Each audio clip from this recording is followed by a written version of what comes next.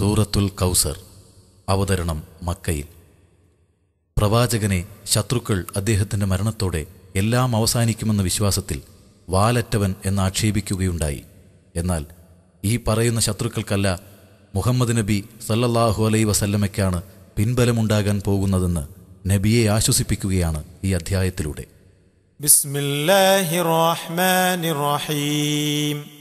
പരമദയാലുവും കരുണാമയനുമായ പ്രപഞ്ചാധിപതിയുടെ തിരുനാമത്തിൽ.